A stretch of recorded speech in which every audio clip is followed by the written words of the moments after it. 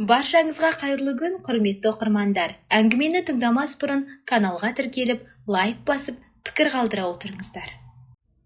Анасы бәрібір дұрыс айтқан екен. Мұндай ауылдың жарлы қызы саған жараспайды деп жиі айтатын. Жинал да мына жыртық киімдегі баланы алып жоғалт еді күйеуі есікке қарай нұсқап. Толқын сабырмен жымиды. Жақсы, өзің соған жеттің, деді ол. Әңгімені жалғастырмас бұрын пікірге өз еліңізді жазыңыз. Тыңдағаныңызға рахмет. Толқын тыныш, бақытты отбасы өмірінің елесінде өмір сүріп келді. Ол жар мен ана, ал Берік сүйікті күйеу мен әке. Алайда шындық әдеттегідей мүлде басқа болып шықты. Олар қаланың шет жағындағы шағын, бірақ жайлы пәтерде тұрды. Ол пәтерді Толқын ипотекаға алған еді. Бұл пәтер оның шағын әлемі, махаббатпен, табандылықпен құрған шаңырағы болатын. Толқын халықаралық IT компанияда қашықтан есепші болып жұмыс істейтін. Бұл жұмыс оған үйде отырып, ұлын бағып, отбасы бюджетінің негізгі бөлігін қамтуға мүмкіндік берді. Ал Берік болса арманы көп, бірақ әзірге табысы тұрақсыз сатушы еді. Оның табысы бонус пен пайызға тәуелді. Көбіне айлықтың жартысына да жетпейтін. Пәтердің несиесі, коммуналдық төлемдер, азық-түлік, баланың киімі бәрін Толқынның жеке картасынан төлейтін. Берік бұған мән бермейтін. Ол мұның бәрін табиғи, міндетті нәрсе деп санайтын. Кейде ғана жеңіл мысқылмен рахмет қымбаттым дейтін. Бірақ даусында ризашылық та, құрмет те болмайтын. Ұлы Әділет дүниеге келген соң бәрі өзгерді. Толқын қатты шаршайтын. Ұйқысыз түндер, жөргек, жуындыру, кір жуу, үй жинау бәрі бірінен соң бірі. Бірақ баласына деген махаббат бәрін жеңілдететін. Ал Берік ол бұл қуанышты бөліскен жоқ. Кешкісін үйге кеш келіп, жұмыста кездесу болды деп сылтау айтатын. Үйге келсе, балаға көмектесудің орнына телефон шұқылап, теледидар қарайтын. Мен де шаршадым деп қысқа қайратын. Бірақ шын дауыл анасы Гүлназ Мұратқызы тарапынан келді. Ол беделді, менмен, өзін әркез дұрыс санайтын әйел еді. Толқынды ол ауылдың қарапайым қызы, ұлына лайық емес деп есептейтін. Гүлназ Мұратқызы жиі келіп, жағдайды бақылап кететін. Бірақ оның келуі Толқын үшін әр жолы сынақ болатын. Мына бойлар неге сұмдық, дәмсіз екен. Балаң тым арық, аш қалдырып жүрсің бе? Берік сондай ақылды, ал сен оны төмен тартып отырсың, деп тоқтамай сөйлейтін. Берік болса анасынан қорқатын. Ол үшін үндемей қалу ең жеңіл шешім сияқты көрінетін. Бірақ оның үнсіздігі тек отқа май құйғандай болды. Анасы ұлының ерік жігерін улап, біртіндеп уысында ұстай бастады. Сен ауылдың қызын алдың, ол саған тең емес. Сен отбасының басшысы болуың керек, ал ол сенің мойныңда отыр. Берік осы сөздерді сіңіріп өсті. Күн сайын Толқынға деген ашуы көбейіп, ұсақ нәрсеге бола ұрсып кемсітетін. Күні бойы ноутбук алдындасың, үй мен баланы кім қарайды? Өзіңе қарамай кеткенсің, айнаға қарашы, қандай түрге түстің, деп ауыр сөздер айтатын. Ал Толқын үнсіз қалатын. Ол бәріне төзді. Ұлы үшін, отбасы үшін. Ол бәрі орнына келеді деп сенді. Берік те бір күні бәрін түсінеді. Ал Гүлназ Мұратқызы оларды ақыры тыныш қалдырады деп үміттенді. Бірақ әр күн өткен сайын бұл үміт сөне берді. Толқын күйеуі мен өз арасындағы түсінбеушіліктің қабырғасы биіктеп бара жатқанын сезетін. Кейде өзін бөтен үйде, бөтен адаммен бірге өмір сүріп жатқандай сезінетін. Өзін әйел емес, кез келген сәтте қуылып шығуы мүмкін уақытша қонақ ретінде көрді. Бір кеште ұлы ұйықтап қалған соң Толқын ас үйде шай ішіп отырды. Берік кеш келді. Ашулы, көңілсіз, сөзсіз кіріп теледидарды қосты. Толқын бұл жолы үндемей қала алмады. Сөйлесетін уақыт келгенін түсінді. Берік бізге сөйлесу керек деді ол жай ғана. Берік қабағын түйіп, бірақ теледидарды сөндірді. Не болды тағы, деді ауыр үнмен. Мен бұлай өмір сүре алмаймын. Сен мені мүлде байқамайсың. Үнемі мені сынайсың. Анаң мені әр келген сайын қорлайды. Мен бұл үйде бөтен адамдаймын, деді Толқын дірілдеген дауыспен. Берік үндемеді. Оның көзқарасы суық, жат еді. Дәл бірінші рет көрген адамындай. Өзің кінәлісің. Әйел затына сай болу керек. Күйеуіңе көбірек көңіл бөлу керек, деді ол ақырында. Мен жұмыс істеймін, баланы қараймын, үйді ұстаймын, тағы не істеуім керек, деді Толқын, көзінен жас шыға жаздап. Маған рахмет айтуың керек. Мен сенімен бірге жүргенімнің өзіне шүкір де, деді Берік мысқылмен. Сол сәтте Толқынның жүрегінде бірдеңе үзіліп кеткендей болды. Бәрі аяқталғанын, бұл өмірдің жалғасы жоқ екенін түсінді. Отбасылық тыныштық пен жылулық туралы елес мүлде жоғалды. Енді тек ащы шындық қалды. Ол Берікті енді сүймейді, ал Берік оны сірә ешқашан сүймегенде. Ол тек оның өмірінде ыңғайлы қосымша болған тегін жұмыс күші және өзіне сенім артатын айна ғана. Келесі күні Беріктің анасы күтпеген жерден кешкі асқа келді. Ас ішіп болған соң үйге ауыр тыныштық орнады. Бұл тыныштықта соңғы айларда айтылмай қалған барлық реніш жиналып тұрғандай еді. Берік алдындағы салатқа үңіліп отырды. Жауапты сол табақтан іздегендей. Ал анасы ұлына қарап, көзімен қанағат нұрын шашып отырды. Толқын болса бір нәрсе болатынын, өмірінің өзгере қаларын жүрегімен сезді. Ол енді бәрінен шаршаған еді. Енесінің бітпейтін мінінен, Беріктің үнсіз қолдауынан және бұл үйде бөтен адам болған сезімнен. Ақыры Берік басын көтерді. Көзқарасы суық, жат. Толқын, деді ол, бізге сөйлесу керек. Толқын тек бас изеді. Іші түйіліп, бір жамандық боларын сезді. Анам дұрыс айтты, деді Берік көзін тайдырып. Сен мені сүйрете алмайсың.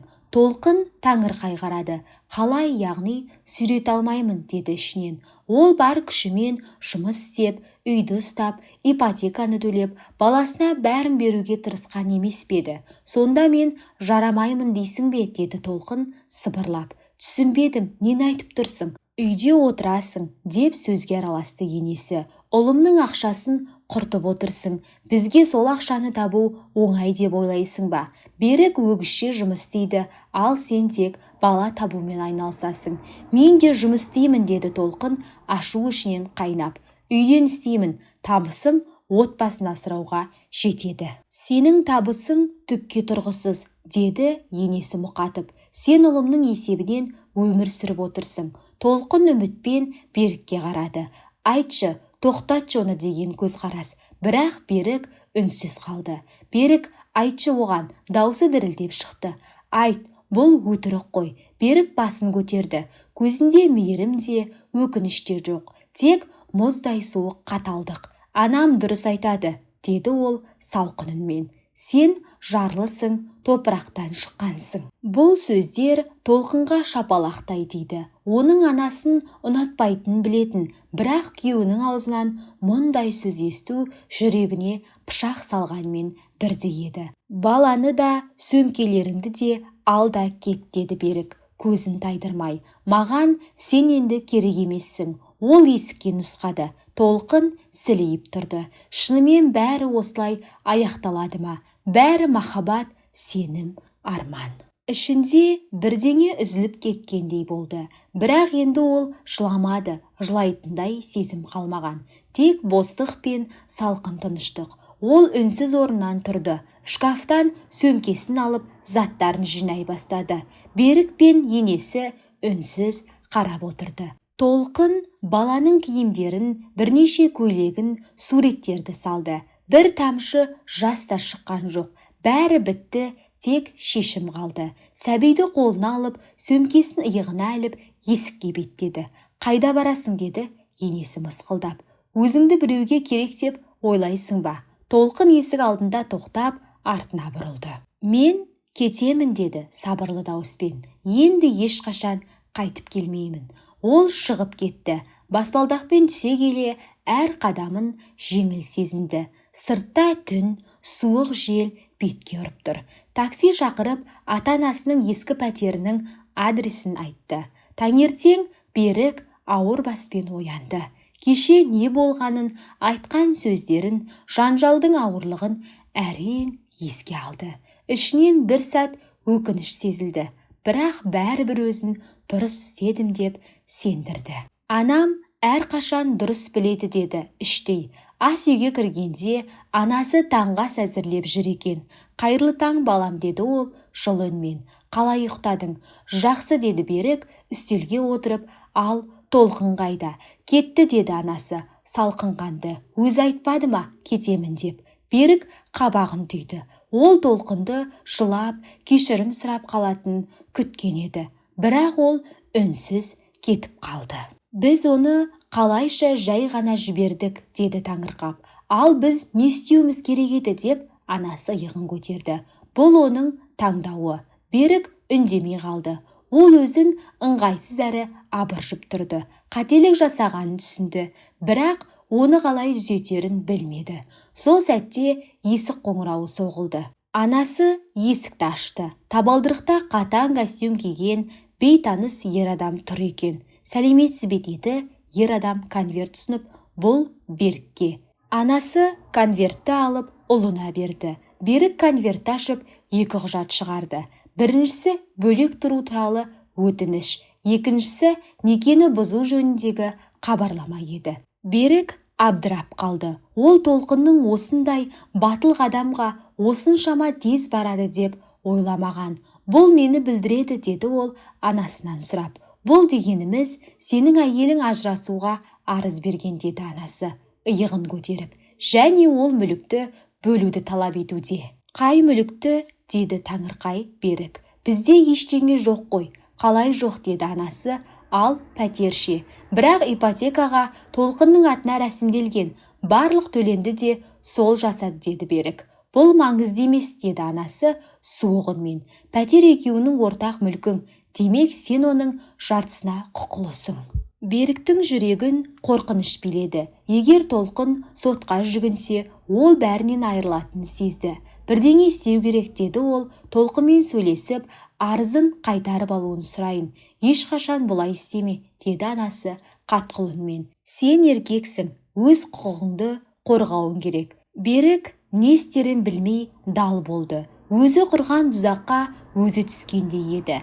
Анасы ұлына жеңіске жеткен адамдай қарады. Ол өз мақсатына жетті, келінінен құтылды. Бірақ ол әлі білмейтін, бұл тек бастамасы еді. Толқын оңайлықпен берілмейтін, оның да өз айласы бар болатын. Сот залында ауа тар болды. Толқын жұқа жейдесіне қарамастан арқасына тер бұрқ етіп шығып жатқанын сезді.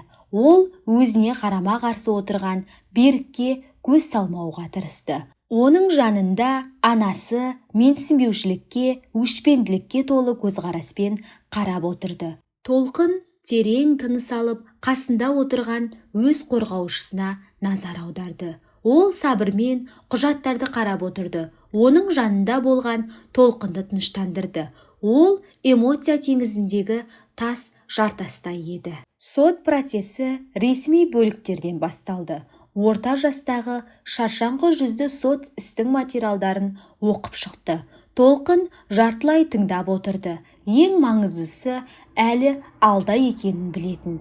Пәтерге меншік құқығы сөз болғанда Берік қобалжи бастады. Ол анасына қайта-қайта қарап, оның ойша нұсқау беріп отырғанын байқады. Бірінші болып Беріктің қорғаушысы сөйледі. Жас әрі өзіне сенімді заңгер. Ол эмоцияға толы сөзбен бастады. Беріктің отбасын қамтамасыз ету үшін қалай еңбек еткенін, Толқын мен баласын қалай сүйгенін айтты. Толқын мысқылмен жымиып қойды. Сүйген, қамқор болған, бәрі бос сөз. Құрметті сот, деді қорғаушы. Менің клиентім отбасылық ұя құру үшін бар күшін, барлық қаражатын салды. Ипотека Толқын Пазыл қызының атына рәсімделгені рас, бірақ бұл екі тараптың келісімі мен тек тиімді несие алу мақсатында жасалған. Шын мәнінде пәтер ортақ мүлік, сондықтан менің клиентім оның жартысына толық құқылы. Толқынның жүрегі қатты соға бастады. Ол Беріктің ешқандай дәлел жоқ екенін білді. Барлық төлемдер мен түбіртектер өз атына рәсімделіп, өз шотынан төленген. Бірақ ол бәрібір қорықты. Сезімге беріліп, сот жалған сөзге сеніп қалуы мүмкін еді. Содан кейін сөз Толқынға берілді.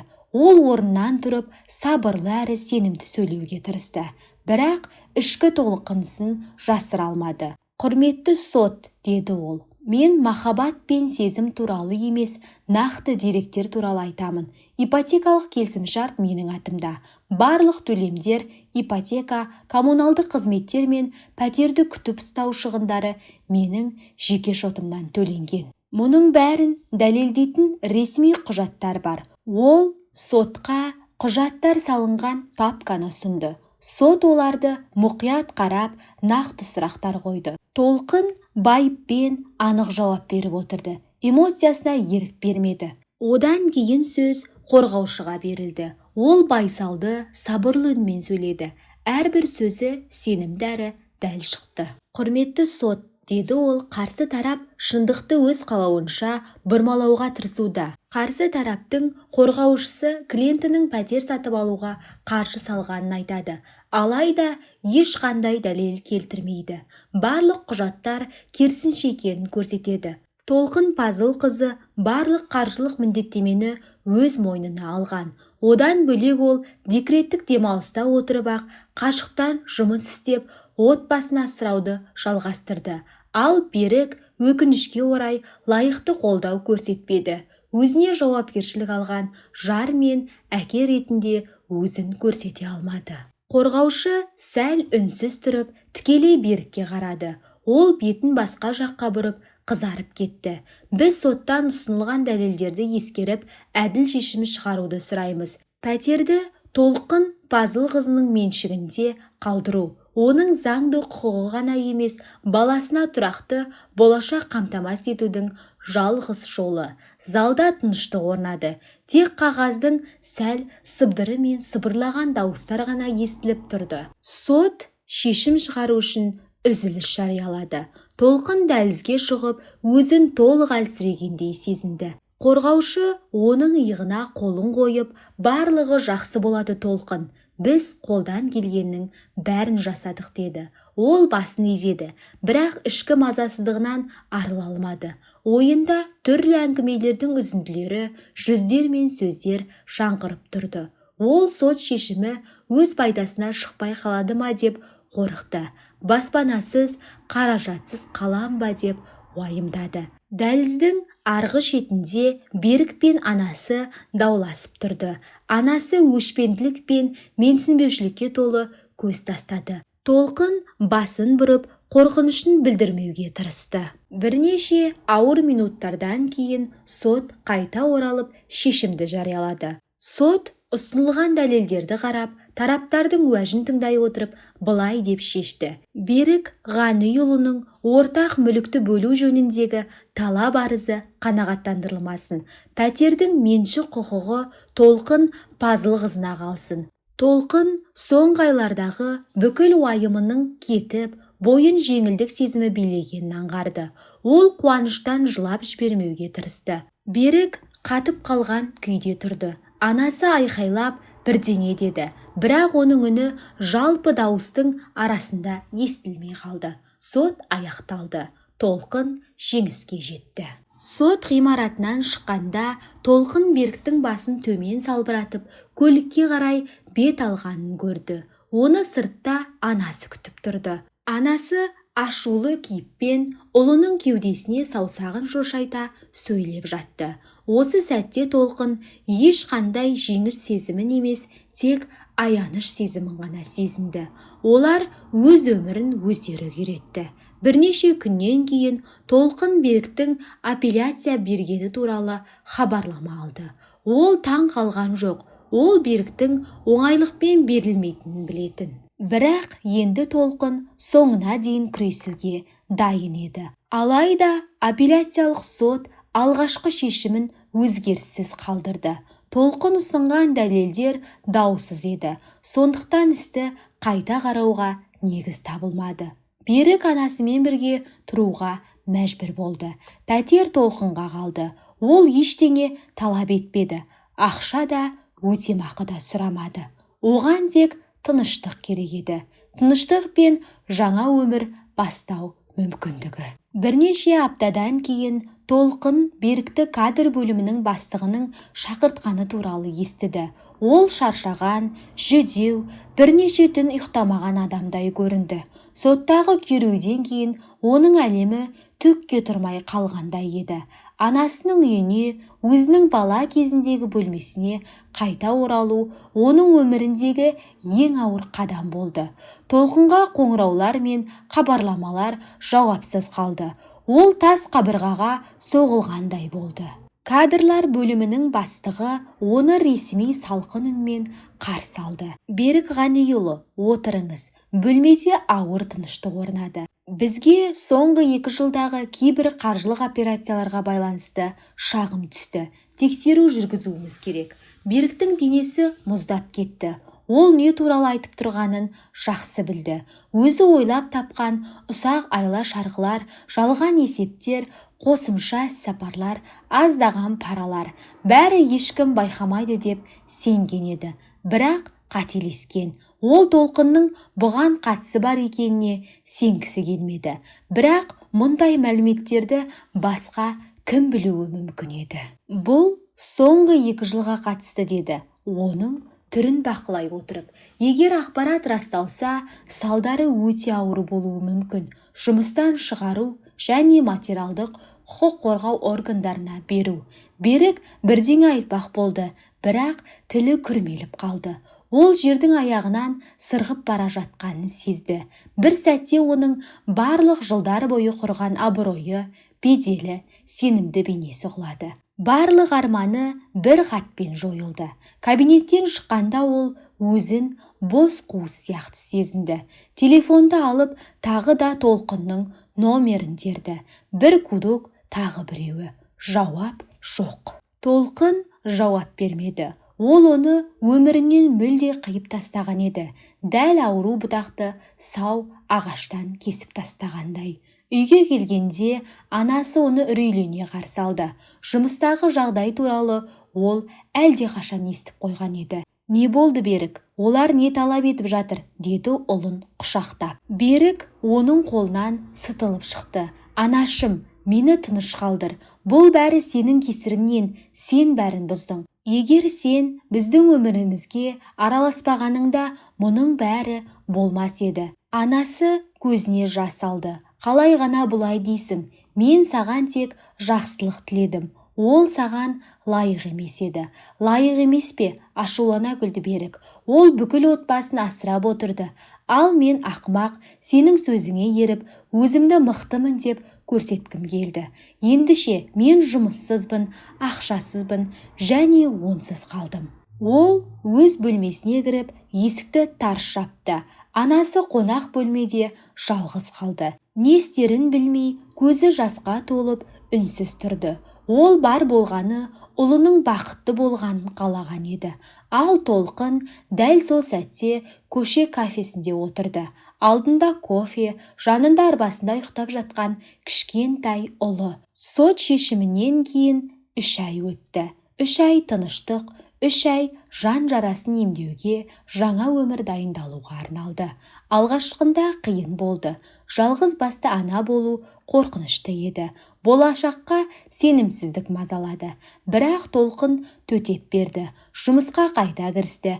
Әзірге жарты күндік болса да, таныстарының кеңесімен жақсы күтуші тапты. Оның өмірі біртіндеп, сабырлы, жаңа арнаға түсе бастады. Толқын өзіне дамып, алға жылжу қажет екенін жақсы түсінді. 3 жылдан кейін ол қайтадан сол көше кафесінде отырды. Бірақ енді бұрынғыдай үркек, сенімсіз әйел емес еді. Енді ол мықты, тәуелсіз әрі табысты әйел болатын. Жанында ойнап жүрген ұлы Әділет, есті, өскен, көзінен жылылық төгілген баласы. Толқын ірі IT компанияда жұмыс істейді. Жақсы табыс табады, өзіне де, ұлына да жеткілікті қамқорлық жасайтын. Ол кең, әрі жарық, жаңа пәтер сатып алған. Терезесінен саябақ көрінетін.